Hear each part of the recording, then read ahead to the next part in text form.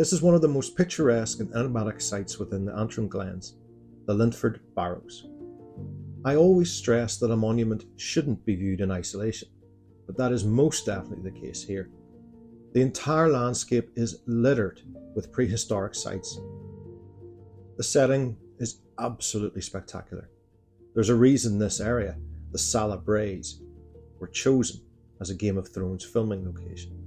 But our focus today is on these quiet, grassy mounds.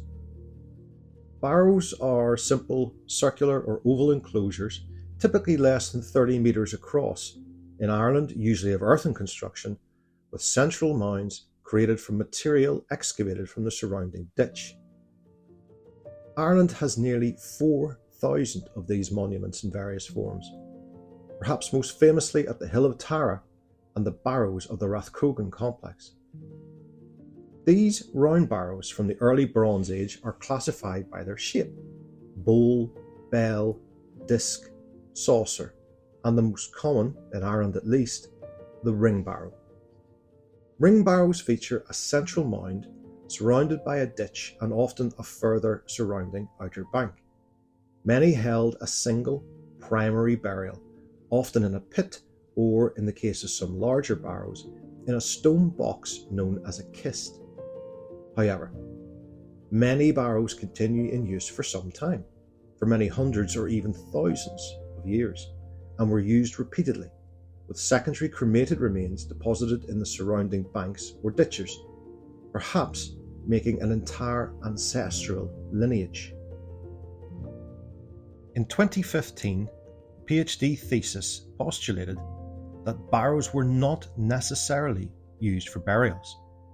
They may have been used as monuments in the landscape, markers for want of a better term, and therefore were not necessarily always a funerary monument. Crucially, thanks to the work of Colin Dunlop, we have a radiocarbon date from the material at the bottom of one of these ditches, the earliest phase of the monument. The date came back as 4,545 plus or minus 75 years BP, before present, placing these structures firmly at the cusp between the very late Neolithic and the very early Bronze Age, around 2670 to 2500 BC. There is, though, something of a paucity of information about the barrows other than what has just been described. One assumes they had a relationship with Knockdhu, although may predate the Bronze Age activity at the promontory fort. Interestingly, a worked flint was also found eroding from the face of one of the barrows. Despite the lack of excavation, these earthworks are almost certainly Bronze Age burial barrows of ritual significance. The true enigma here is the way these barrows connect the wider world.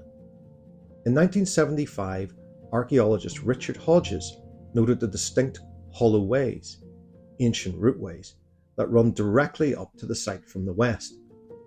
He observed that the barrows occupy a highly prominent position on a slight rise, and seem to have been laid out after these roots were formed. The hollow ways descend from the Knockdhu fort, cross down to the coast near Larne, and continue across the Antrim plateau towards Glenarm.